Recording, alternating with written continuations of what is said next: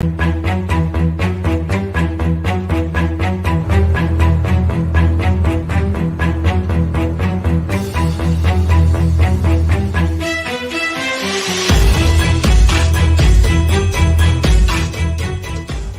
valiant soldier in the ranks. We've lost him to the female trickery of feminism, but it's okay. We're going to keep on pushing.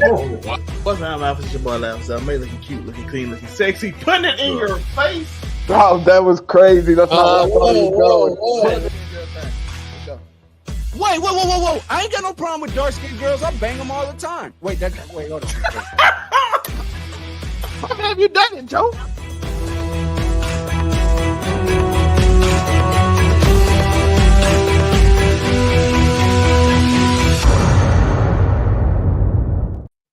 Yo, what's good? It's the representative of the champions, aka Monray Hudson. I'm here, of course, not alone on this wonderful show called Make It Make Sense, the podcast. We are joined by the king of Risney himself. There is no Risney world yet, but there will be soon, aka the Hollywood Sensei 2. Yes, sir. I mean, Hollywood Sensei of the Blurred Cartel, host of the What It Sound Like podcast. We in the building. And of course, we have another host. We have the one who has finally been freed from EA's clutches for about an hour or so. It is, of course, Zelme.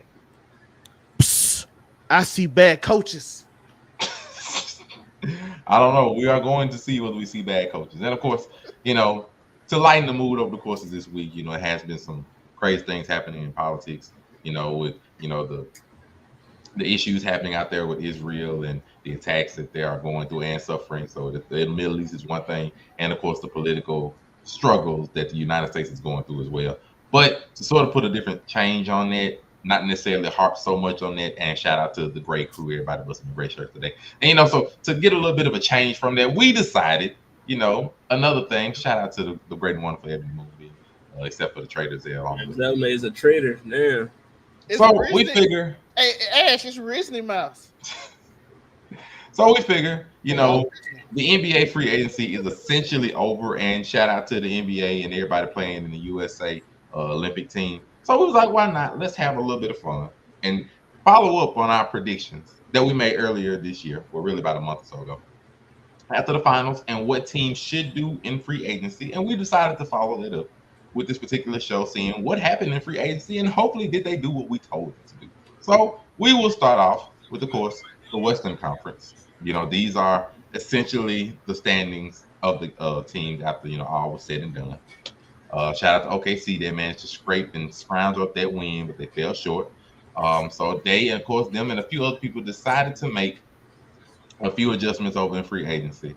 So I guess we'll start off in this Western Conference. I asked my cohorts, the biggest, surprise you saw in free agency when it came to the Western Conference, I guess to say, or like the team that made the most impact in free agency. We'll go with that. The one that just surprised you and made you the most. Hollywood, Walt Disney, representative of the Dallas Mavs. You're up first. I mean, of course, you get Klay Thompson. We did lose Derrick Jones, but I do like the pick of a Najee Marshall. Because he's kind of just like Derrick Jones, except that he can shoot better. So, we'll take that. And I like what we did. We got Klay Thompson, got a solidified third option right there, something that we definitely did not have last year. It was evident in the finals. Like if it wasn't Luka and Kyrie, So, of course, I gotta big up the Mavericks for doing that. I do like what the Pelicans did though, getting DeJounte Murray. I feel like that was a sneaky move right there. I think that it definitely helped them offensively and defensively. So that was a good move for them. And if the rumors are true, if Russell Westbrook goes to the Nuggets like they saying, then you got to give props to the Nuggets too, because that's a valuable piece that could actually help them get back to the finals and win it. You get somebody else that can handle the ball. You could probably have Jamal Murray play the 2 and have Russ play the 1. You know what I mean? That would be, So they got Sarek too. Shout out to Sarek. I just completely disagree. To me to this day, I do not understand what the allure for the Nuggets is in getting Russell Westbrook. I just don't understand it. To me, it's almost like the Chris Paul to the Warriors thing last year. It's like you're getting something that you don't need. They already have a playmaker. They have two because Murray technically is a point guard, but they have Joker. You don't need another playmaker on the team when the offense is essentially run through him. Westbrook can't shoot. He's never been a consistent shooter in the entirety of his career. So he can't shoot. And so that's the confusing thing. Like he can't shoot. His defense, isn't super aggressive, because especially some of his athleticism went down a little bit, especially because he's getting older. So to me, it's just like you bring somebody on. Now he of course most likely he's not going to start. You bring somebody on that doesn't space the floor, can't shoot, and is good at a job that you don't need him to do. So like now if he comes on, comes off the bench, second unit, sure. I'm not gonna be super mad at that, but just this amazing allure. We get Westbrook, we're going. I don't get that one. But they need to do something, because I think losing KCP does hurt a little bit. You lose a starter, you lose some size, some shooting, a solid defender at least a little bit. So Westbrook can somewhat make his own shot. It just depends if he can make the shot. Oh, we'll see. That's a little something. Zell, you are up. Of course, shout out to my Spurs. They're not gonna really make noise, but they're gonna be a little threat. It ain't gonna be an easy win, you know what I mean? So shout out to them. They got Chris Paul and Harrison Barnes. Give Wemby somebody that actually pass him the ball rather than dribble around in a circle. So shout out to them. But I gotta go with a team who needed something. And did they make the steps to do what they needed to do? And the one team I thought did what they needed to do was Minnesota. We saw in the playoffs when they played Dallas, they didn't have enough. It was Ant. If Ant didn't score, they had problems. So what did they do? They got the best scorer in the draft. They got Isaiah, who was reportedly one of the best scorers in the draft before he had his case. And then they went and got Joe Ingles, a shooter. So now all the pressure that they had on Ant kind of been a little bit resolved. So they fixed the issue, and they somehow kept all their players, which intrigued me to how they kept Gobert and Towns, but then they added all that. But they added two was Ricky, so we know how they added them. But they fixed what they needed to do. They got what they needed. They were close. Now Ant don't have to feel pressure to score. They got another like a wing defender who can guard 2 and 3. They got a point guard that's very explosive to come off the bench, and he get to line up Mike Conley. So I think Minnesota did a great job this offseason with the move they made. And Memphis probably had the biggest move, just getting Ja Morant back. That's all. That's what you do. Just get him back healthy. Just get him back healthy. I think that's the one I'm looking forward to the most, because the Western Conference might have the biggest, splash surprise out of some of the other ones. We'll look at the East in a second. Just Memphis coming back. If Ja is able to come back, be healthy, be close to a superstar level, be better shooting. He looked fine during the 25 games he was in before he got hurt. I think just them and the Pelicans especially. The Pelicans, if I remember right, were like a top 2, top 3 team prior to Zion getting hurt. And then when they even got into the play-in, he had a 40-point game before he got hurt again at the end of that game, and they couldn't, finish the second play-in game. So it's just, to me, I think those two teams, having their youth, their ability to move the ball, especially with the Pelicans being able to pull DeJounte Murray and still keeping Ingram, is I think is a really good move. Now they just have pieces to be able to move the ball around, to shoot, to be able to score. Now the defense will still be a little something to be looked at, but they can actually get around and do some things. So I'm actually very, very happy for those two. I really think that those two teams are just like the biggest ones to me. Now, we got. What about Golden State? We ain't gonna talk about the. Oh, I'm about to get to them, because now we got to go to the teams that probably disappointed you the most in the Western Conference, at least in free agency. The one that just you wanted them to do something big or make some changes, and it just didn't happen. And since I'm gonna hold off on the Warriors. I would definitely put the Warriors there. I would definitely put the Warriors there. I really would. But to me, and shout out to Brandon Duhart, it's the Lakers. I'm sorry. To me, the Lakers, their biggest splash move was drafting LeBron's son. That's literally their biggest splash move. Can we quote Dr. Umar? Oh, now we Now we turn on Dalton Connect. I'm sorry. I mean, yeah, Dalton Connect has a good draft, but I'm not going to look at a draft pick, to be their biggest splash or be the thing to get them over the hump. Now, the Nuggets taking a step down, I think, is important because that is the Lakers' biggest, kryptonite the last couple of years was the Nuggets. So them taking a step down, I think, is important. When you have to consider what the Lakers can and can't do, but the current roster, as you saw, really just didn't get the job done. It wasn't AD and LeBron scoring at will. They didn't have a consistent third scorer. You wanted D'Angelo Russell to redeem himself, take a step back up. It really didn't happen as much as one would hope. The rest of the bench, if they was injured, they weren't there. If they weren't injured, they weren't consistently making shots, whether it was Rui, whether it was Austin Reeves, who seemed like he took a little bit of a step down compared to what he was last year. And it just didn't do anything. They were like, you know what, we're just straight. We're just going to hold pat. And I was like, that's not – with the Western Conference changing up a few things, I guess they might get a little higher in standings, but to me, it's just not – it ain't it. This just isn't it. To me, that's just not it. LeBron get another year under his belt, so he's not getting younger. You just hope LeBron don't take a step back offensively or anything. AD, he had a great year this year. Shout out to AD. You're hoping that continues because, he does have a bit of an injury history. And so you depending on those two still without a third score or anything, it's just I don't get it. To me, I think that's the biggest disappointment I had. If you want LeBron to go out in the blaze of glory, this ain't it.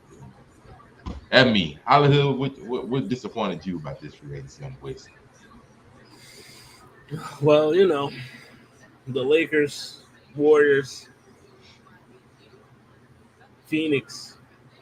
Even though Phoenix, they ain't got no money, so they really can't do shit. They just can't. They can't do nothing. The Clippers got worse. You losing Russ. You let Paul George walk. You re-signed Harden, but let's be honest, he's washed. Kawhi is still, on load managed year 5. So but the Lakers definitely the biggest disappointment because they were just in the Western Conference Finals 2 seasons ago. Shout out to Evan Mobley. Yeah, Cavs resigned. We'll get to that East. It definitely got to be the Lakers because they didn't improve at all. They didn't improve.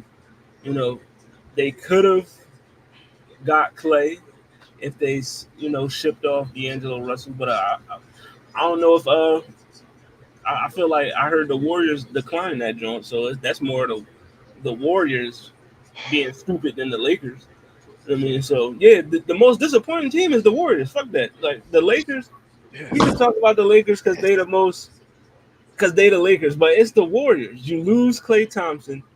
You had a chance to trade Chris Paul, and Andrew Wiggins for Zach LaVine, and you said no. You had a chance to get D'Angelo Russell for Klay Thompson. You said no. So you lose Klay.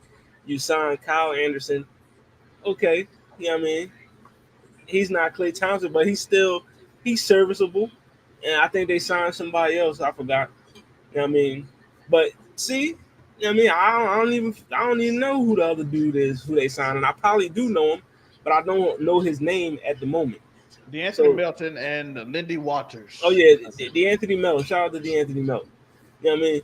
But that's not if I'm Steph Curry, I'm like, yo, bro, that's the 76ers bench, Lation. If I'm Steph Curry, I'm looking at the higher ups at Golden State, yo, what the fuck is y'all doing? This is crazy. I lose my. Now we just Splash Bro. We not even Splash Brothers no more. It's just Splash Bro. And Splash Buddy. Splash Buddy. You replace him with Bro. Kyle Anderson and DeAnthony Melton. You see where the Warriors at in this picture? Where it say 10? That's exactly where they're going to be next year. I see a Memphis team there.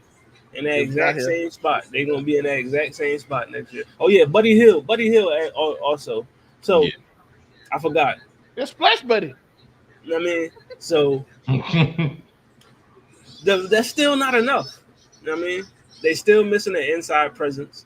That's the biggest gaping hole in no Diddy on Golden State. You know what I mean? So it's the Warriors for me. They're the most disappointing team. My bad. I start ranting a little bit, but it's definitely the Warriors. I'm sorry. Oh, you good. Zell, you are up. Your biggest disappointment in free agency from this Western Conference. As Dr. Umar said, Lakers, Snow Bunny Bronny James won't save you.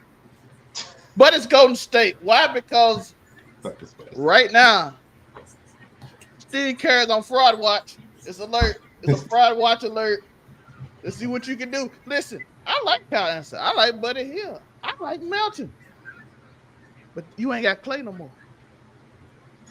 When Clay was hurt, y'all didn't make the playoffs. And when Clay digressed, y'all went to 10th seed. You ain't won nothing since you won with all Mark Jackson players. We gotta say it. You won with all Mark Jackson players, and when they gone, you seem to can't coach no more. You ain't developed not one player. Matter of fact, Kuminga was a nice surprise. You didn't develop Kuminga. You wouldn't even play him until Draymond Green decided to punch somebody in the face. Cool.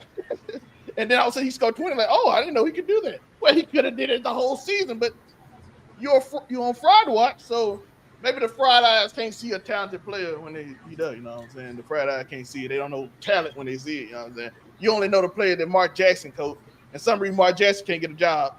Even though he coached, he basically led a team to the second round and almost beat the Spurs, and then all of a sudden they give you the job, and all of a sudden Clay developed, Draymond developed, and Steph developed. Like, look how great he is. Listen, you on fraud watch, just like Doc been on fraud watch forever, but we don't stamp him fraud now. But Steve Kerr, that stamp is coming out. I'm looking at you. Well, that's it. That's it for the Western Conference for now. I'm gonna come back to it towards the end of the show for another reason. Splash cousins. Let's look at the East. You know, shout out to Boston. Of course, they got the job done as they needed to. But we do have to look at the free agency moves that happened here. Of course, Boston, they just had they re-signed everybody. Got probably the most expensive starting five, maybe in the NFL. But you know, we got that. And then shout out to Brandon. He does agree. He on fraud watching how USA's playing. So we go with that. But y'all saw it today, right? That's what this conversation came from. How horrible they look today. The USA was 43.5-point favorite.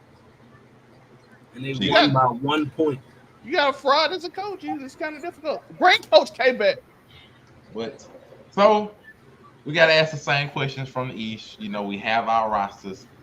I guess I don't mind starting off this time around, and I'll work my way back up. So the most surprising, or the team that made the most impact, you know, I mean, to be fair, it's not really surprising, but I will give a shout out to the 76ers. Like, they did what they needed to do in free agency. They got a third star in Paul George. He fits the system. He fits their team beautifully and everything. So he made the biggest impact. They also went re-signed a couple people, got rid of Tobias Harris. Thank the Lord. So they got rid of somebody that they should have been got rid of. That's all they had to do, to be honest with you. Get rid of Tobias. They did essentially what they needed to do. I mean, now their only real question is just injuries. Like, can they actually stay healthy to get to the playoffs and do what they need to do in the playoffs? And can they not choke in the playoffs? But that's not necessarily a free agency question. That's just a player question. But they did what I felt they needed to do. And they made the biggest splash, I think, you know, in the East. Even if it wasn't super surprising, because, you know, they were the odds-on favorites to get Paul. But they did what they needed to do. I'll hood you up. Hometown. You know what I mean? Of course, you know, Sixers, they get Paul George. You know what I mean? That's like I said before, the trio is now, you know what I mean? It's George, Maxey, Embiid. That's legit. But I'm going to keep it a buck. The best move for me in the East has been, it was the Knicks. You know what I mean? We can't, like, you know what I mean? Look what the Knicks did. They essentially made themselves the second, third best team in the conference. You know what I mean? So we know Boston is number one. It's not even an argument about that. You know what I mean? So it's like, all right, it's between the Knicks and the Sixers. And from what I've seen, the Sixers got the bigger name, obviously, with Paul George. I mean, but I feel like the Knicks, you get Mikal Bridges, you keep OG Anunoby. I mean, so I like the Knicks. I mean, they made some solid moves, you know. So it's the Knicks. I respect the Knicks pick. I really do. I can stand pat with them, even though they lost their center, which I think might hurt them a little bit in the East, where the East is pretty much full of a lot of big big men presence down there. You know, with Giannis, with Embiid, you know, with Porzingis. You know, they do have big men presence, so they might hurt them a little bit. But and shout out to Brandon. Like, not only did they overpay OG, but they really had to overpay him in order to keep him shoot. The amount that they put up to trade for Miles Bridges. Miles Bridges going for 5 first-round picks is absurd. Like, it's just we say what it is completely absurd for him to go 5 picks. Like, he was just as much as Rudy Gobert going for, and at least Rudy Gobert was the defensive player of the year, and he shouldn't even have gotten that much. Miles Bridges for 5 picks is just unfair. Well, you can put the clip. You can put what he said above too. I want. Oh, I know. Steve Kerr made. He made Joel Embiid look like Knicks Eddie Curry. If you remember Knicks Eddie Curry, he couldn't jump. He just got the ball at the 3-point line and just sat there. Hey, we just gonna say if the USA don't win this gold medal, something's seriously wrong. But Zelmay, you are up with the Eastern Conference. What was your biggest impact, your biggest surprise, your happiness? The biggest happiness I have is that the Bucks kept Thanasis. They did not trade him. That means Giannis is happy. He is gonna play as we learned from Jeff Teague when they went to the championship. When Giannis played bad, he was like, "Where my brother at?" He had COVID, and then he came back and they won the championship. Because Thanasis is the most important player on the Bucks. Hey, that ain't from me. That's from a player on the team. Am I lying on that? Is that not what Jeff Teague said? That's what I got to say. That's all I'm That's saying. just the most important, definitely. The reason he the most important player because Giannis cannot forget how to play basketball when he's not around. Like Wonder Twin power. Silly. It's the craziest thing I've heard. So I'm like, oh, when he was hurt and couldn't play, that's why Giannis got hurt. He didn't want his brother wanted to get traded. But if we're being serious, it's gonna be all the Knicks and 76ers, as Hollywood said. They 2 and 3 seed basically because Doc Rivers coached the Bucks. But I love what the 76ers did, by the way. Getting Caleb Martin was underrated. I think people sleep on that part. Getting Caleb Martin and then getting Andre Drummond for when Embiid, he gonna get hurt. So we know that's gonna happen. So you still you'll still have Tyrese Maxey. You'll still have Paul George and Embiid go down. You still got Drummond, which is a good rebounding center because they're gonna be kind of small. But then you sign back to KJ Martin. You got my dancing friend out here doing TikToks every day. If he keeps scoring 15, I ain't got nothing to say about him. But if you start scoring 6 out here, dog, we got a problem. End up getting Eric Gordon too. Eric Gordon's a big pickup, and I'm hearing they looking at Mark down here, one of the twins. They're trying to bring him back to get another power forward, which I think we needed. But overall, I think that whole just getting rid of Tobias Harris in general was a big win because he was a waste of roster space, but he took up too much money. So now you get to rebuild a roster around Tyrese Maxey and B. Then you got Paul George. Like I said, then you got I was worried about the bench, but you end up getting Kyle Lowry back. You end up getting Eric Gordon off the bench, probably. You got Kelly Oubre. He might start off the bench. We don't know yet. Like I said, you get one of the twins. He come back, play power forward for you, fire a little bit. Just make sure people know. I think that's a pretty good roster right there, man. All right. Now we turn on Thanasis. Thanasis, hey, like that. Listen, the Bucks know something because they will not let him go. Yeah, they know if he goes, they got no chance of keeping that superstar. But let's start from the bottom and work our way back up with the other side. So you got to say your biggest disappointment, team-wise in free agency. Zell, we starting from you, from the bottom. Your biggest disappointment in free agency on this East, or who didn't do what they needed to, is on you. It has to be Atlanta, right? There's a lot you can choose from in this East. It's ugly. Like everybody else, mostly you got the 2 teams got better, and everybody else just took a step down. You hope Orlando get better. I'm gonna go Orlando because they tried the 2-point guard system, and I don't even think they're gonna be the 10th seed next year. I think got to be Atlanta. They got KCP, Paolo still there. Man, that team ain't good. I'm just saying.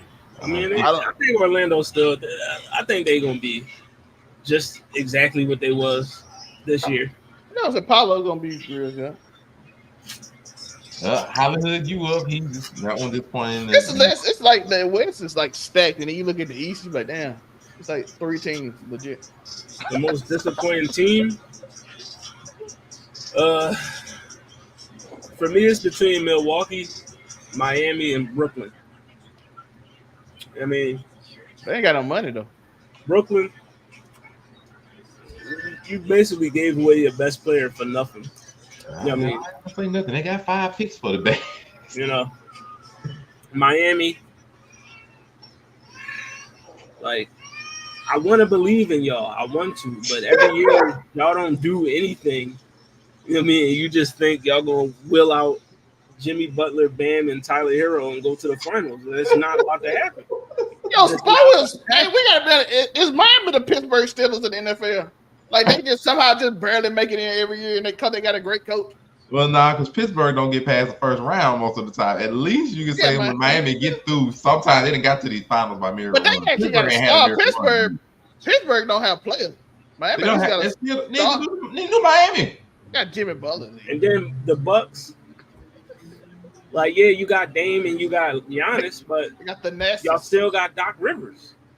That is a thing. You know what I mean? So that might be. I changed my mind. Doc Rivers on the scene. You know what I mean? Y'all still got Doc Rivers. Like, so I mean, Glenn is out here. When Glenn it's between them 3 teams. When Glenn around, it's bad things happen though. Glenn, and shout out my man Monty Williams. He got fired, but he still got paid. So you know what I mean, shout out to Monty. Let me see. My most disappointment. There's a couple of them on here I got. To me, I think my most surprising one is probably the Bulls because I'm just really surprised they ain't broke it up. I just don't understand. You basically let DeMar didn't walk away, but he was your best out of the trio, and you let him go. You wasn't able to trade Levine, which was a shocker to me. I mean, I know Levine's had some injury concern, but we done seen worse players get traded at this rate. And Levine, you couldn't find a home for him is a bit disappointing. Vucevic still sitting down there like who knows what.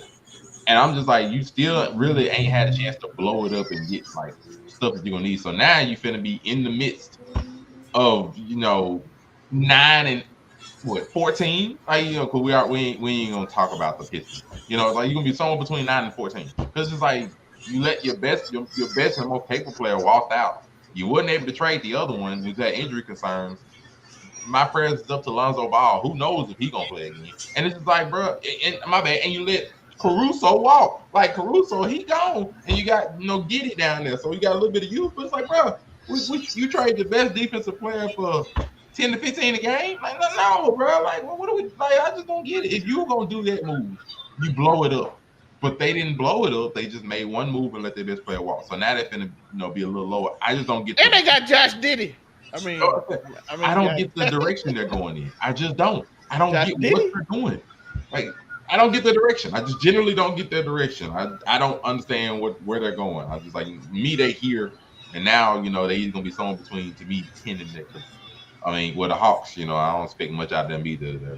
At least they got rid of one of the 2 people that wasn't fit. I really thought they were gonna let go of Trey, but they kept him and let go of Johnson, which was a bit shocking. So it what it is for that. That's my big disappointment. I mean, the Cavs, I really thought Garland or Mitchell was going. They kept both. So now I'm really like, what are y'all gonna do? What are you gonna do? Because they don't get along, but now you re-sign Mitchell and Garland ain't going anywhere. So now it's like you kept both players when both of them really got issues with each other. So they confused me, dude. Then, like I said, they re-signed Evan Mobley. So now it's just like we're gonna force them to get it right. That's essentially what they saying. I don't know what to say about them. Milwaukee, I'm not gonna blame them for being like, hey, Giannis is hurt, we're gonna run it back with him. I'm not gonna be mad at that. Now, if their defense is still just as bad, they end up in about the 3-4 seed again, and they just get bounced out, then I'm like, look, it might be time to make wholesale changes, fire Doc Rivers, and be done with it. So we'll see what they do. Them some of my biggest ones. I mean, a lot of East teams decided they're just gonna run it back more or less. I'm not gonna be mad at that. I think they just gave up. They're like, hey, listen, them 3 teams got it. Well, no, I say the Cavs, they just said like, hey, we running it back. We think what we got is good. So the Cavs then kept pat. Sixers got better. Knicks made a jump, and so they got 3 teams. I'm not gonna count out the Bucks because of Giannis. So they got 4 teams, and then you got the rest. So we're just gonna see what the rest is gonna do at this point. But for this next segment, I'm gonna bring up a team. Y'all are gonna tell me that team's ceiling, and that team's like bottom, their base. Real simple. They ceiling, that includes playoffs, their ceiling and their base. First team on the maps, of course, for Hollywood Sensei, you're going to tell me how far you think the Mavericks are going this year. And the base, they're going to, not even the bare minimum, like the rock bottom that they could reach. So ceiling, rock bottom. You know For what I the mean? Mavs. What you got for me? The ceiling is the finals, obviously. You know what I mean? And Going on. the floor to me would be first round of the playoffs. That's the floor. I agree with You know that what I 100%. So ceiling is the finals. Floor is the first round of the playoffs. You know what I mean? Now, Mr. Hicks, is that the ceiling for the Mavs? Is the Western Conference or the floor for the Mavs? That's all I gotta ask for that one. Is that their ceiling or their floor? You know, I just gotta know because I mean, if you and Shad, like if you say the Mavericks, their floor is the first round of the playoffs, that means just means bare minimum they have to make the playoffs. And you know, Yeah. If I they mean, don't make the playoffs this year, what are we talking Crazy. about? You got Steve Kerr out here, coach. well, I mean, like I said, like I do think that them not making the playoffs at this rate would be like a little bit wild. Shout out to he said he's gonna agree with you. Like I do think them not making the playoffs would be wild. Like of course the first year where they first got their trade with Kyrie and they was able to turn around afterwards is a great thing because they didn't make the playoffs at that time. Will Luka lose weight? I mean, you know, Brandon's like, you know, Luka got to learn how to play a little bit of defense. Let me be real. I don't think Luka's really going to be like an elite defender, but he does have to show some more effort. I just don't need to be fat no more. So the ceiling for them, I think I'd be lying if I said the ceiling wasn't the finals again. I think that would be their ceiling. You know, best thing saying if Klay Thompson dials it back a little bit, you know, starts shooting lights out. You know, that he becomes like a wonderful good scorer, get a little bit of good defense from him. Kyrie dials it back, finds himself again, and Luka goes on a tear. They could do damage. They could definitely do damage, running up and down it. You know, so that's just one. So I'm not gonna knock them for that. I mean, that would be a good one. Their floor, I think their floor definitely. Man, I'm gonna be real. I think their floor needs to be second round. Like that, I think anything less than second round for the Mavericks, considering the West and Depending on the matchup. First round would be fair. First round is fair because the West is deep, and like with returning teams like the Grizzlies and other ones, I think the floor at the first round is good. So they need to make the playoffs and nothing else. We'll start with Zell for this next one. Shout out to your favorite team. We have those frisky Bucks. You know, so I need you to tell me their ceiling and their floor of this team. Their floor is first round exit. Their ceiling is a first round exit. Shout out Rivers. He ain't getting out the first round. They losing to the Knicks. They losing to the 76ers. They losing to the Celtics. And they losing. I got them losing to Indiana again. Shout out to the Nashville. The Nashville's the only hope. I was gonna say second, but then I don't believe in that much. The Nashville. Shout out the Nashville. Shout out to the Nashville. Man, he's single-handedly keeping the Bucks. What you got for me, please? The Bucks, their ceiling should be a championship because it's Giannis and Damian Lillard. You got two of the. Well, Giannis is a top 5 player. Dame, I want to say, is a top 12 to 15 player right now. So you got 2 top 20 players on your team, top 15 players on your team. So you should, theoretically say that the championship is the ceiling. But I want to say their ceiling is the conference finals only because their coach is holding them back. It's Doc Rivers. Like, I mean, we know – we just know Doc's track record. I hope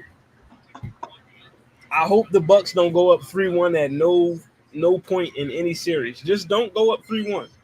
I mean, that's all. Like, if they go 3-1, I know they losing. Guaranteed. Yeah, if they go up 3-1, bet on it. I'll put $5 on it. You just know. Start betting on the other team every game because they. You know what I mean? So the ceiling is a conference finals. The floor would be, first round of the playoffs, second round. So which is the second round team could they beat though? Can they beat the Knicks, Philadelphia? It's just you gotta hope. You gotta hope whatever series they in, they don't go up 3-1. That's all. They go up 3-1, it's a wrap. Yo, Milwaukee, the first team I ever seen have a coach that literally had them as a first tie for the first seed, and the coach was going to the All-Star game, fire him, and then have a losing record after they get the new coach. And that new coach is a Hall of Famer, by the way. I don't know how, but I'm unfortunately, That's why the East is just not good enough for me. You know what? Screw it. I say it. The ceiling for them, I really think, is the Eastern Conference Finals. I don't think they get no higher than that because first off, I don't got them above Boston at all in any way. The Knicks and the Sixers, I'd put above them. The Knicks maybe a little bit less because to me, you have to show there was more than just a one-hit wonder on making it all the way to the second round, and it is just second round. So I'm not going to go too crazy on the Knicks, even with Miles Bridges. So, but the 76ers, I think clearly they would win if everybody's all healthy and everything. And the Bucks defensive woes, didn't really get fixed.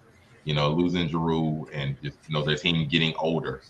So I'm not really gonna knock that, but I think the Eastern Conference Finals would be a good ceiling for them if everything went right. I just think they would run into Boston and just get put away, or they would run into like the Sixers on a good day, get done up, something like that. Even the Knicks if they ran them away, up and down the floor. So I'm not buying them getting back to the finals, at least not on this current iteration of the team, unless Giannis and Dame free on a fire season, double MVP votes, and they both pull a LeBron and Kyrie Irving pulling 40-point games together or something like that. I'm just not buying it. So that'll be one. Their base is what I'm saying. I think their base is just they don't make the playoffs at all. And I was trying to see if the East is strong enough for them not to make it. Could I buy them not making the playoffs at all? Yes, I could actually buy it. It's shocking, but Giannis, as of recent, the last 2-3 years, has had a few injury concerns that start to worry me a little bit. Then Middleton is getting older. He also has injury concerns.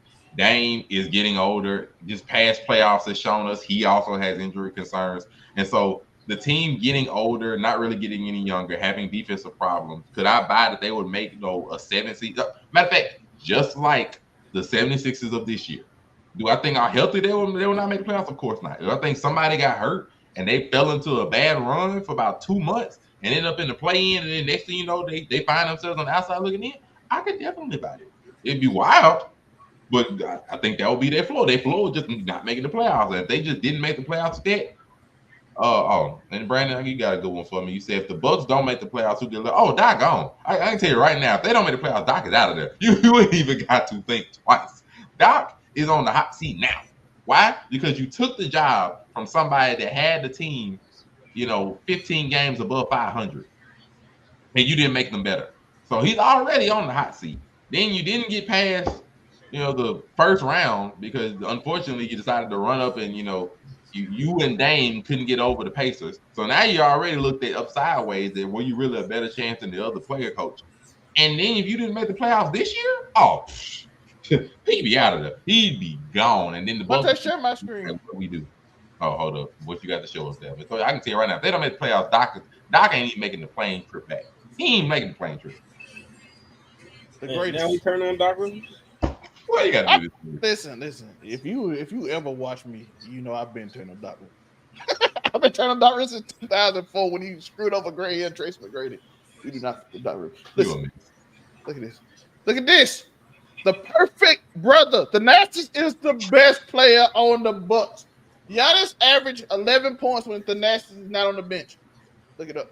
It's crazy. I'm not going to be bothered with you with this foolishness, man. I'm not going to do this. Need the Nastiest. We're not doing it. I'm not fooling with him. He just gets silly right there. The greatest brother of all time, dog. Everybody but himself. He also got the gift of getting fired from multiple good teams. So he also got the gift of blowing more 3-1 and 3-2 leads than anybody else in NBA history. Please believe if Doc did not make the playoffs this year with Dame and Giannis on your squad, I promise you, Doc would not make that plane trip back. I'm telling you, because he already had the hot seat from not getting to the playoffs this year with Dame. He would not make it. He's getting him out of there because he's gonna be like, look, Dame already gonna be pissed. He gonna be in there 2 years and not gonna work. But then there's gonna be 2 playoff runs. He ain't went no further than he would have went with the Trailblazers. So that's already one. It's not like he really wanted to go to the Bucks anyway. So that's one problem. 2, you got Giannis already showing some irritation of not getting deep playoff runs and help. And then you give him a coach that done got him lost twice. Oh no, sir. No, sir. He out of there. That boy, he can blame everybody he wants. He'll be the next coach of the Pistons. He keep going. I tell you right now. That way he can lose and nobody will look twice. But Doc got fired 3 times and was only unemployed for 1 day. Hollywood, That's crazy. tell me about these Knicks.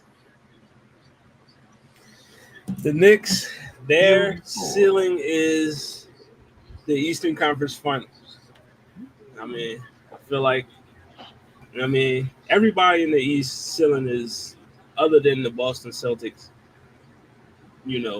but their ceiling is obviously the NBA Finals. But every team under them, like the Sixers, Knicks, Bucks, Cavs, their ceiling is the Eastern Conference Finals.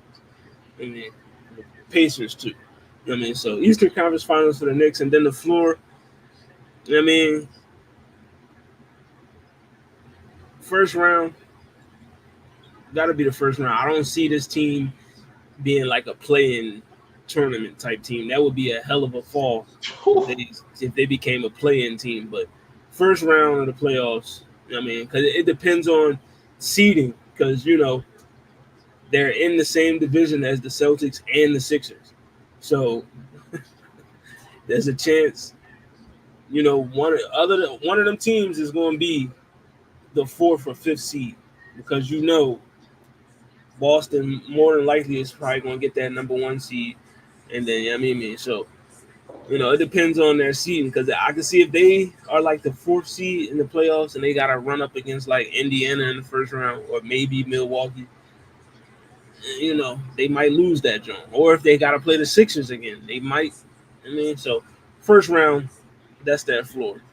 First round of the playoffs. Yeah, when B took them to 6 game with one eye flicking and one knee, that's crazy. Zell, what you think? I think their ceiling's the Eastern Conference Finals. I think their floor would be the first round. I agree with Hollywood. They could, like, if they mess up, somebody get injured, they end up being a 6 seed because of one injury, because I don't think they deep enough. Specifically, if Brunson get like a knee problem again or something, I think they can end up being like a 6 seed or 5 seed, and they don't want that. But if they healthy, I can see them going to the Eastern Conference Final. But like I said, they ain't got like depth, and they didn't really make up for it. But they still gonna be good enough. But adding Mikal Bridges is an amazing pickup. He's a great player. If Julius Randle healthy with him, like I said, they can still win a lot of games, even with Jalen Brunson hurt. But you gotta remember, we said Mikal Bridges by himself coming.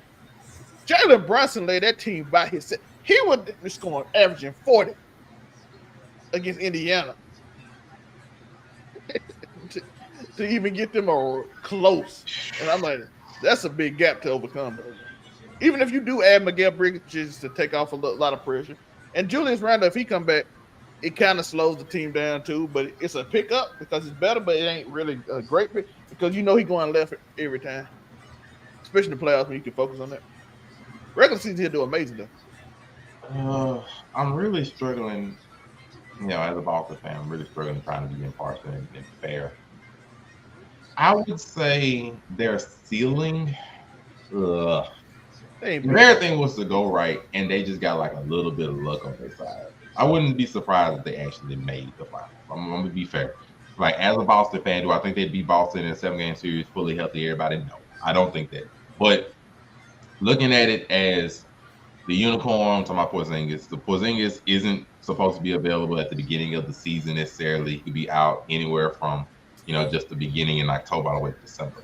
So, that might have a little bit of issue on Boston. So the Knicks, if they were to carry that momentum, end up with a number 1 seed, maybe, then, that'll be everything going right for them and everybody's able to stay healthy. So, it might take a little bit of luck on that end and like a little bit in the playoffs, because we clearly see injuries through playoff points for them to make the final. But do I think they could make a finals? Yeah, if everything was to bounce right, I wouldn't be super shocked to see the Knicks make a finals. Like I said, Brunson showed that he's actually a superstar level player. It's not just a crazy run to the playoffs for 1 year. Everybody else, Mikal Bridges give him wonderful help. Julius Randle, doesn't mess up nothing, anything of that nature. OG gives him wonderful defense, and the missing center doesn't hurt them as much. I wouldn't be as surprised. Do I think they'll get to the finals? No. But their ceiling, I think a ceiling would be a finals, mate. I think that would be their ceiling. They have to play amazing here. You know how annoying them New York fans would be, though? No, I mean, it'd be annoying, but Thibodeau just can't run his players into the ground. And that's the thing about it. Them not having a lot of depth do hurt. But just their ceiling is that year. Their bottom, their bottom to me is definitely like the first round of the playoffs. There's no way you can have this kind of team, the Villanova boys, all together, and the East being the way that it is, and you just not make it. I'm sorry, you can't go this much all in on young players and don't make the playoffs at all. Like if they made it to the play-in, I would consider that season a problem because like there's no excuse for you getting that low in like a bottom 7 seed and you're the Knicks with this much money put into this team. Like we shout out to like what we just said, they just overpay over. OG had to know we just made $200 million. There's no way you can just pay these players that much. Brunson took a pay cut. Like you're not gonna see them be like you got this money, these 5 players, and you don't at least make the first round. Oh. So I got Ben Simmons though. Ben Simmons made $235 million to not play. Well, you know that's right. We all dream of being Ben Simmons. Ben Simmons pulled on the team, but he's playing NCAA 25 right now. Since y'all had enough about the East, let's talk about some Western teams. So I'm gonna throw a couple of monkey wrenches up in here. Zelma, you get the honor and the prestige to tell me how far you think the Lakers are gonna go. Far and their base. You get the honor to tell me. Depending on who they match up with, second round, they're ceiling, and play in they slow. Right. I can see them be above. If they match up with the right team and Anthony Davis gets the right matchup with LeBron, and Nick actually hit threes, Nick hit threes, they can upset certain teams, I think, in the Eastern Conference. But like I said, they gonna have I was thinking could they be kicked out, but I was like Sacramento gonna be a threat now. They got added DeMar DeRozan. People forget they would have OKC would have surprised team last year coming up to be a top seed. 2 years ago it was Sacramento being a 2 seed that was shocked everybody. And I don't think they too far with DeMar DeRozan, a veteran. But I can see, like I said, second round. I think it's gonna be tough to beat Denver and Minnesota for the Lakers because they match up well. But if they run up on another team, they can outsize them, bully them a little bit. If Connect hit threes too, though, they need him and Reeves to hit threes, knock down 3 for. Hollywood, what you thinking? The ceiling for the Lakers is Bronny, and the floor for the Lakers is Bronny. Oh no! I mean, they are going to go as far as Bronny takes them. You know what I mean? So, get Bronny his minutes. He needs at least 20, 23 a game. Oh. You know what I mean? But no, in all honesty, I don't like this roster. I didn't like it last year. I don't like it now. Like, I mean, they still don't have a solidified third option. You know what I mean? It's just, it's not there. And the biggest thing that they had when they won the championship that year was inside. They had interior defense. Like, you had JaVale McGee and Dwight Howard, like, down low, along with Anthony Davis.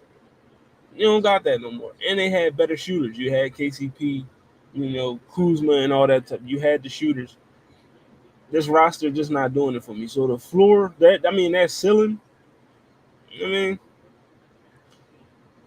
and then, they got JJ Redick, new coach. Like, they're still in the second round of the playoffs. Like, I know they got to the Western Conference Finals with Darvin Ham. So, you know what I mean? But every other team in the Western Conference got better than them. All the, playoff caliber teams, they improved their roster, except for the Lakers and Golden State. You know what I mean? But Snow Bunny, Bronny James. You know what I mean? Snow Bunny, Bronny James is not going to save the Lakers. So their ceiling is the second round.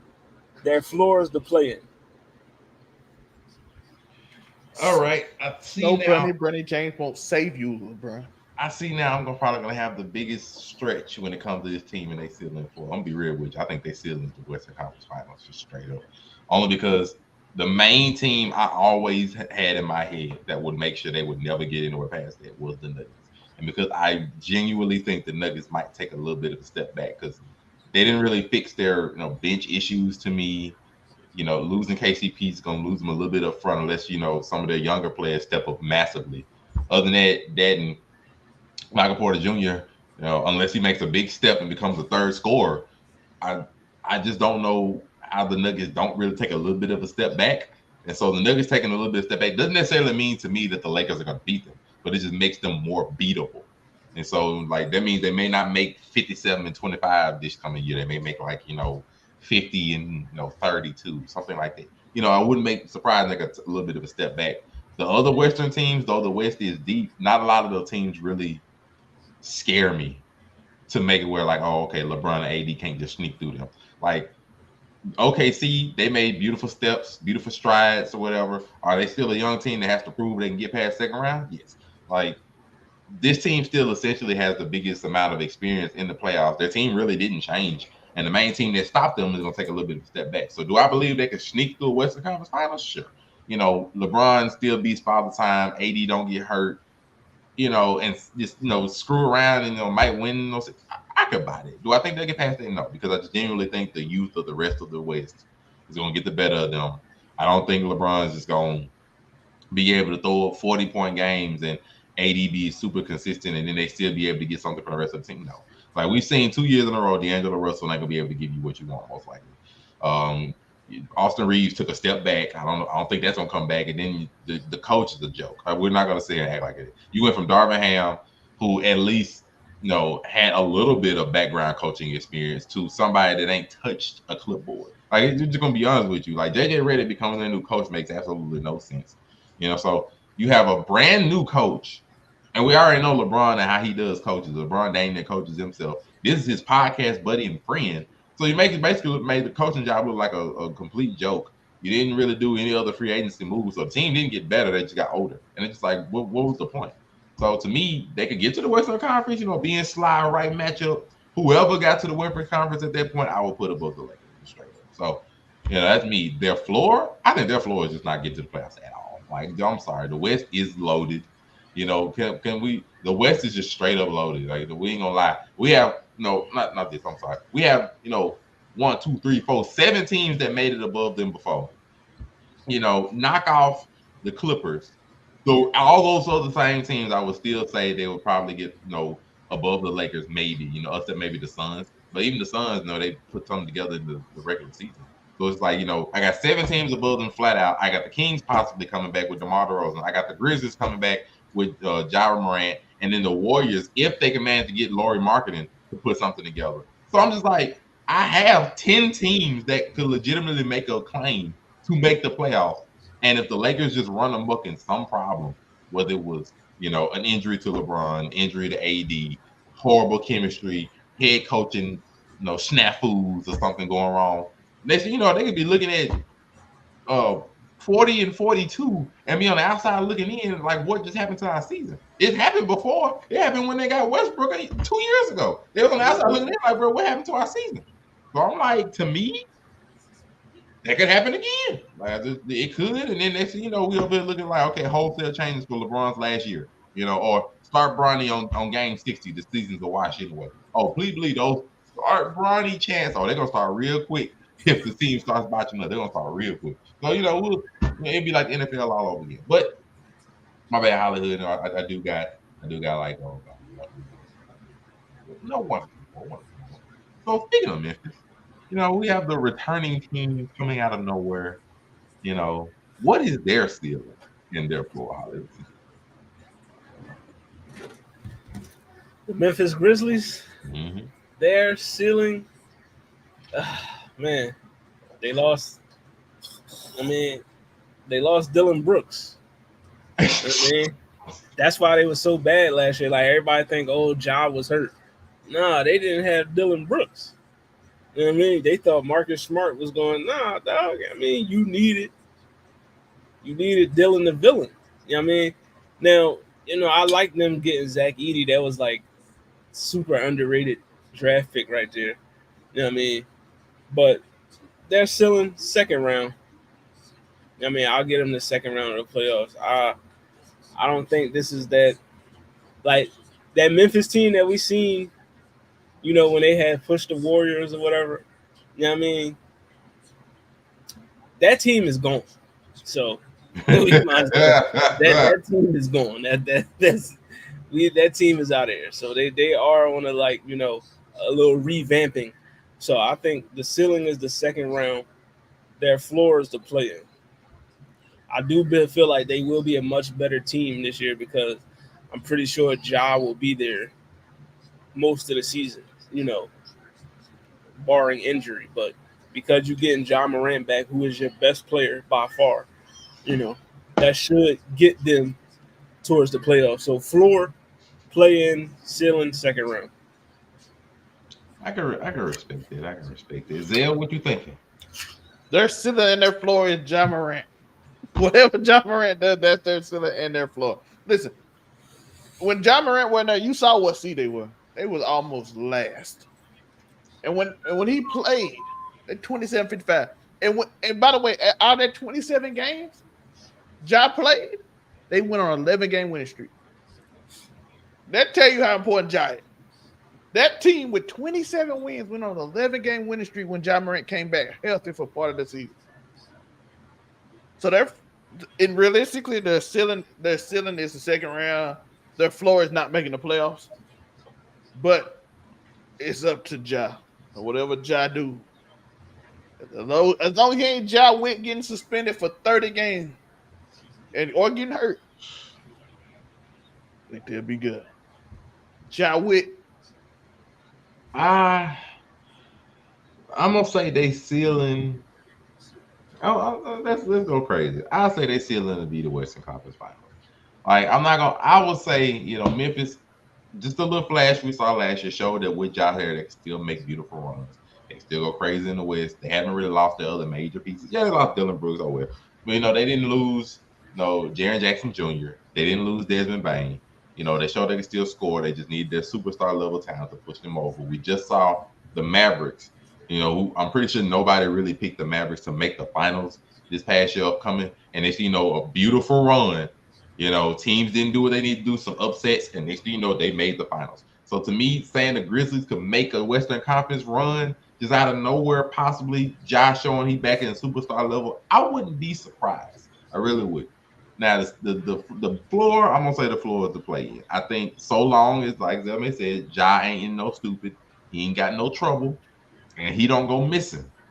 I think you can make a play in this team regardless. Even though the West is loaded, I think you can make a play in just off the roster that they have.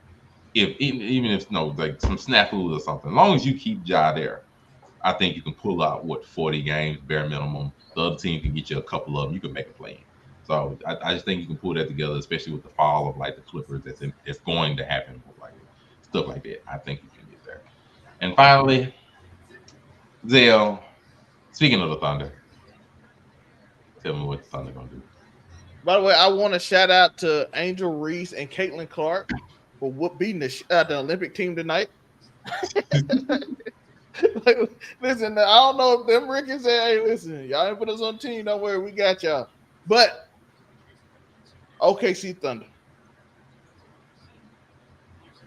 I think they can. I'm gonna say it. I think they can go to the finals, or beyond the first. Or I even say this. I think they have the most wide range of anybody. I think they can go to the finals or go to the play or be in the play-in. I think it's that rangy because we don't, like I said, Sacramento and Memphis might be back. We don't know what the Lakers gonna be. We assume they're gonna be bad, but OKC was so young. Was it a flash in the pan season? Were they just caught, or is it that defense as fast as it was? People forget they gave the Mavericks the hardest time in the Western Conference because that speed they got on defense. But is that just gonna be a one-time thing, or is it gonna be there? So I think their range is the deepest anybody. I can see them in the finals, and I can see them in the play-in. Solid. Ceiling, conference finals. Their floor, because the West is just a gauntlet. Their floor could possibly be the first round or the play-in. You know what I mean? Because nobody, let's keep it a buck. Nobody up here and nobody watching this show. You know what I mean? When the NBA season started, y'all was like, yeah, OKC gonna be the number one seed. Like nobody, you know what I mean? They came out of nowhere last year. So when teams do that, sometimes there is a bit of regression. You know what I mean? Sacramento? So because like Sacramento, you see, like because people get hurt. You know what I mean? Shit like that. you know. But I do like that they added Caruso, I mean, to the mix. But their ceiling is the conference finals. Their floor is the first round. I'm gonna go a little bit more. I do agree that their floor should be first round. I think just the moves they made, the jump that SGA showed that he could lead a team at least to the playoffs and pass the first round. So because you was able to do that with your team before you got a couple extra roster moves, I think the first round should be your ceiling, your floor. Period.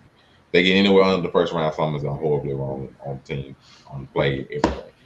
Their ceiling, I would say their ceiling is the finals. I'm not buying necessarily that the OKC should be the odds-on favorite to reach the finals out the West. Not necessarily buying it, considering how young they are. SGA is a monster. I get that, but to me, the one thing I felt they really needed was a second score, like a second guaranteed score. That's the one thing they did not get to me out of the entirety of the free agency. Like they got Isaiah Hartenstein, which is a wonderful pickup. That way, Chet doesn't necessarily have to sit down there at the center spot. He got somewhere to bang down over with him that's not really needing the ball.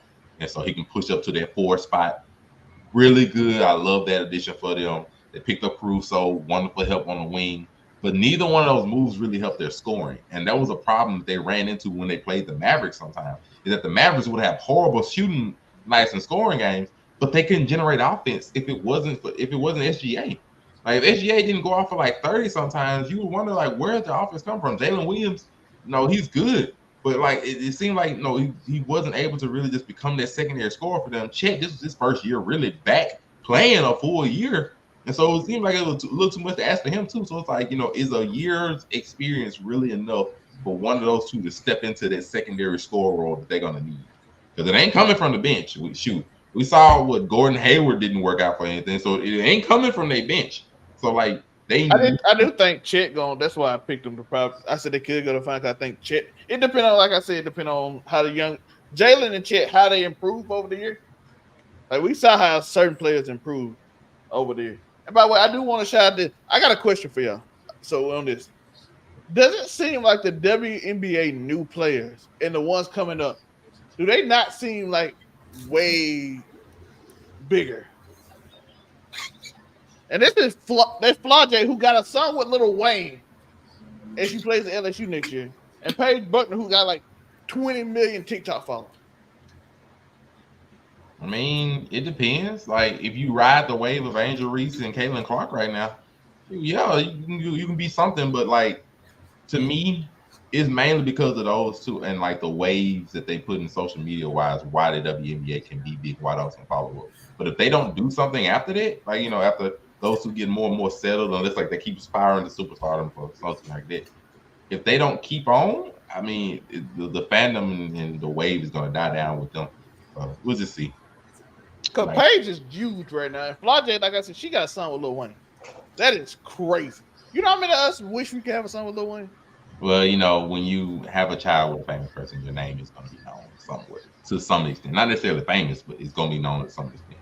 Like if you're like, let's just say, perfect example. When Drake found out Drake had a baby mama out of nowhere, everybody was looking up that baby mama name, and then afterwards, it sort of died down. So it just depends. You get your 15 minutes of fame when you get known, and after that, if you don't do nothing else, it is what it is. But that's my thing. Hollywood, do you have anything on WNBA before I continue? WNBA or the NBA?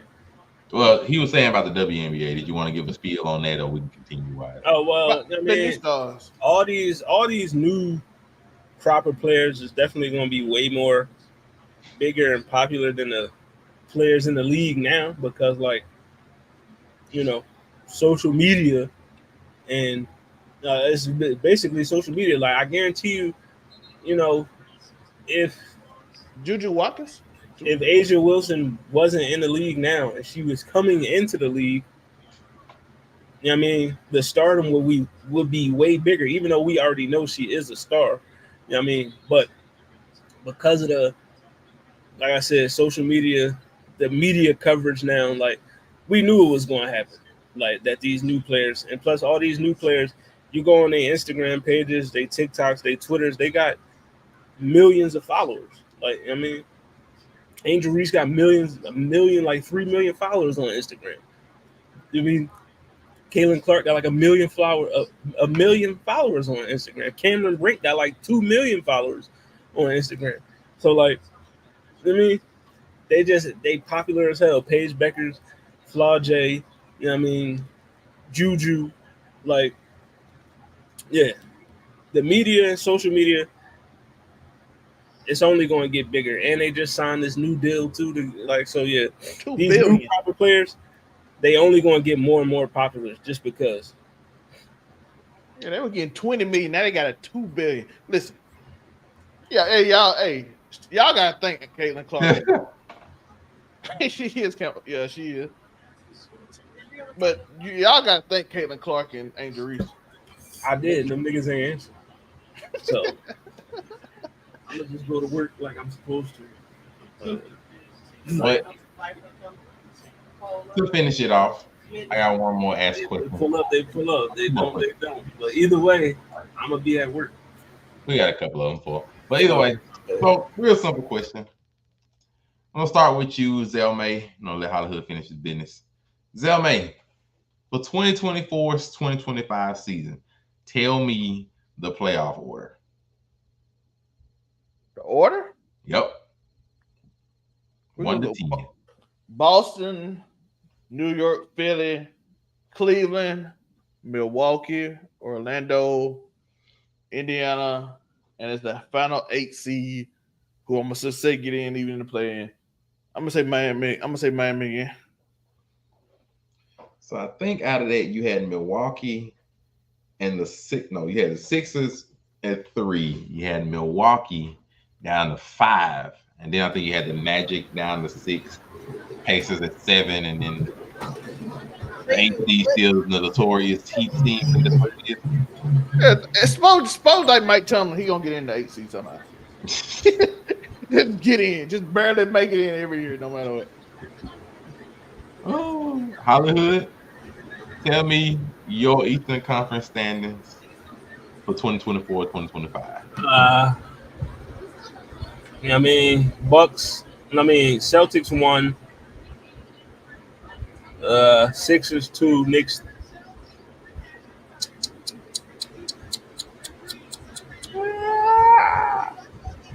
Yeah, I'll take Knicks 3, Bucks 4th, Pacers 5th. I'm gonna go Miami in 6, Cleveland 7, Orlando 8, and then your playing teams will be the Hornets and the Hawks.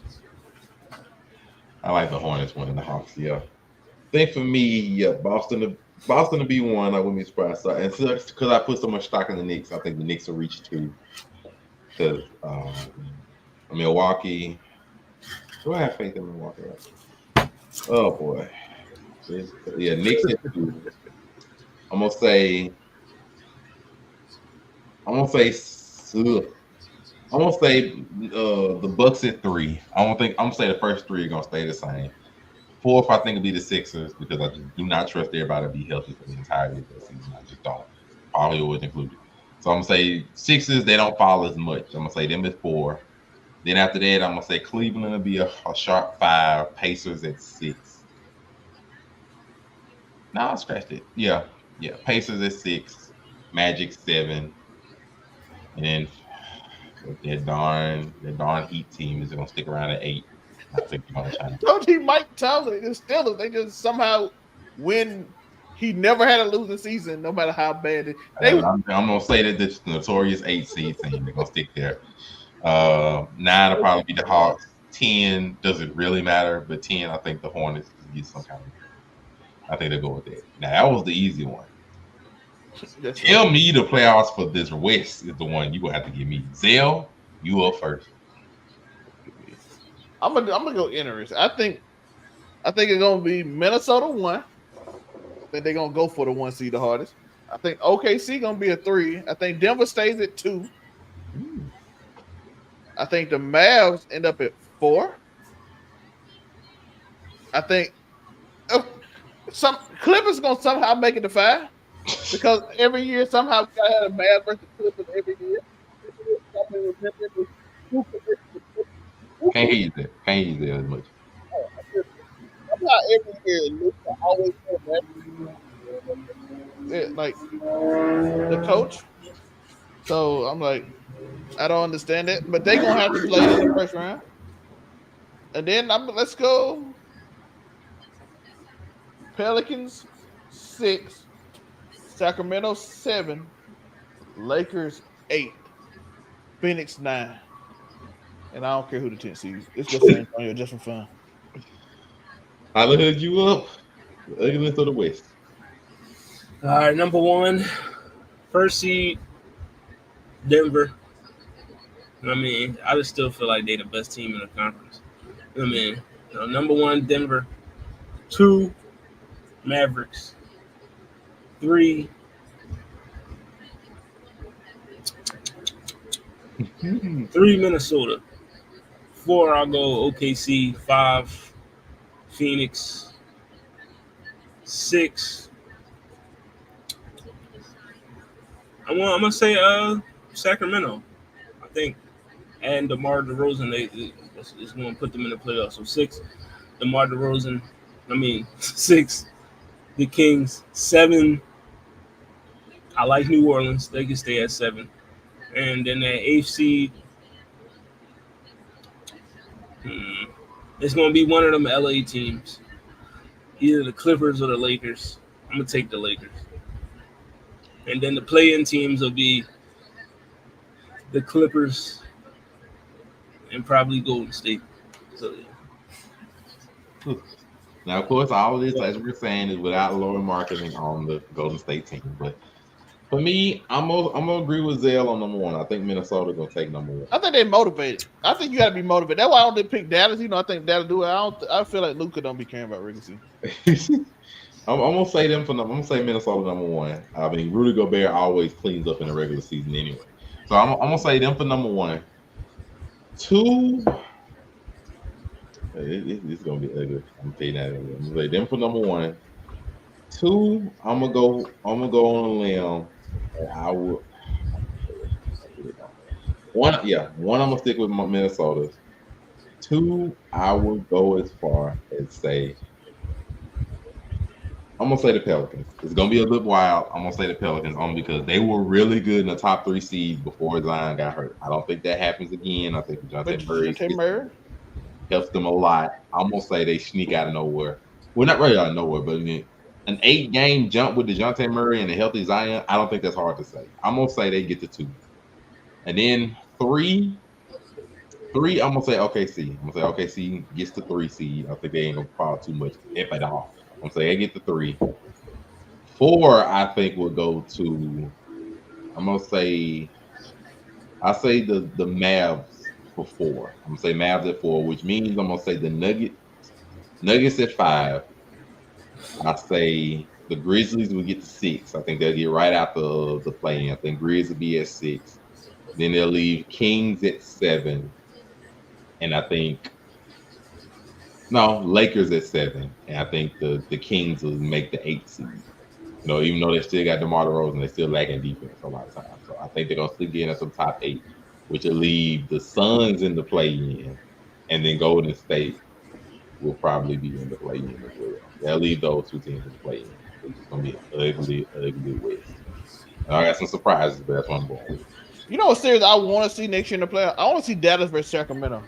It's gonna be like cone defense out there. It's gonna be scoring like crazy. You got Clay, Luka, and Kyrie playing defense on versus Sacramento. It's gonna be 140 to 140. A healthy Zion is like a sober Charlie Sheen. It just don't exist. That's the thing about it. We say the same thing about Anthony Davis, and lo and behold, he was mostly healthy this past season. I think Zion can do the same.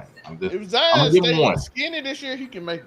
I'm gonna give him 1. Like I said, we thought AD was street clothes. He put together a season. He was here, and it wasn't really his fault that they lost. So, the street clothes supposedly not saying Anthony, but say the one known in street clothes formally is able to do it. Zion. If Zion coming fat, he getting hurt. I know he getting hurt if he coming fat. So I'm gonna say, I think if they get them, I'm gonna say this. Otherwise, do we get skinny Luka, or do we get skinny Zion and skinny Luka, or do we get fat Zion and fat Luka?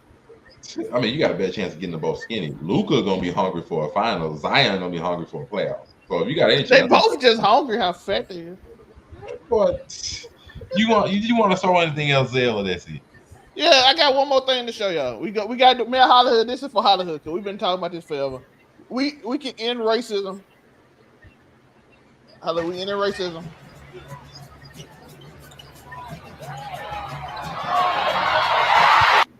Man, that's all you need is that. USA basketball versus Team WNBA. Caitlin Clark. Even though they get 4 blown points, out, but yeah. Team USA getting blown out. That's not easy. But Caitlin Clark, 4 points, 9 assists. Angel Reese, 10 and 10. Double still going.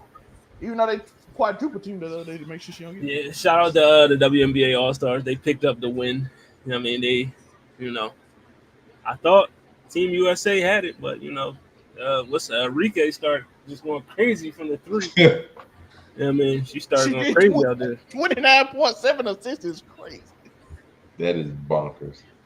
But that will do it for this show today. Of course, if you appreciate and like what you watch, make sure to do us a favor. Go like, comment, subscribe to Make It Make Sense, the podcast, YouTube channel, and also on the Facebook, because we got to get those Facebook above 100 so I can get back to doing posts and stuff on there. Look for this lovely insignia on both of those sites. They'll let you know where to find me and the rest of this wonderful crew. Speaking of the Facebook, group, make sure Facebook and YouTube, of course, go like, comment, and subscribe to both of them. Only take a second out of your day.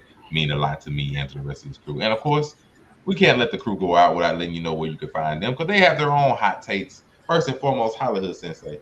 Where can they find you? You can find your boy Hollywood Sensei of the Blur Cartel, every Thursday at the What It Sound Like podcast. You know what I mean? Only on the Blur Cartel. You know what I mean? Also the Blur Cartel, Facebook, Instagram, YouTube, Twitter. You know what I mean? And now Threads. You know what I mean? So check us out on the Threads. You know what I mean? And also you could catch me next week at the Con of Dreams. You know what I mean? If you're going to be in Texas, you know what I mean, for the Dream Con festivities and all that, your boy will be in the building. So, you know what I mean? Hollywood at DreamCon. We do have, of course, him, but don't forget the exclamation point. Don't forget the exclamation point. But it's your boy Laps. I may look cute, looking clean, looking sexy. And of course, you can find me at Keep It 99 Media, where we review all your favorite shows. A little less now, but we're gonna get back to all your shows. We got twisted and a bunch of stuff coming. But live Deadpool reaction coming from DreamCon on Friday night. Y'all excited for that? Hope so. Actually, it might be live. We gotta figure that out. But it'll get reviewed on this show, if nothing else. Yeah, so it will be recorded. We're gonna come right out the movie theater as the group and give y'all a reaction. I even bought the little thing for your shirt so we could all speak into it. So I already prepared for that. I bought that like Friday. So we're gonna get a live review right after we get out. We're gonna give you the real experience, tell us our quick thoughts, and then we probably gonna review it on Make It Make Sense. Might be together or not, depending on who knows. It'll be like 6 people on one screen. Yeah, so we don't know how this is gonna go. But we're gonna figure all that out. DreamCon content, everything gonna be fun, great time. You're gonna see your boy Zell with Hollywood, and you don't know who else might show up.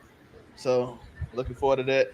And don't forget, House of the Dragon review Monday. It's been popping off. Y'all really love the reviews. It's the most different review show ever. One week we got the most professional review ever with analysts who've been analyzing movies forever. And then we got the most ratchet one at the same time the next week. Listen, you'll never know what you're going to get. Enjoy it. It's a great time. That'll do it. And of course, I'm your host, Monray Hudson. Everywhere it says Monray Hudson, Facebook, Instagram, Threads, as it still exists. And of course, on this wonderful YouTube, on Make It Make Sense, the podcast, and on TikTok. So make sure, like, comment, subscribe on all of those. And of course, on Twitch. Whoever are watching on Twitch, we thank you so much for watching. Make sure to do the same thing. Like, comment, and subscribe. We watch and review and see about all of them. Let us know what you want to see on these wonderful pages. We will do our best to serve you. Thank you all for watching. Peace. Don't forget, shout out Team USA.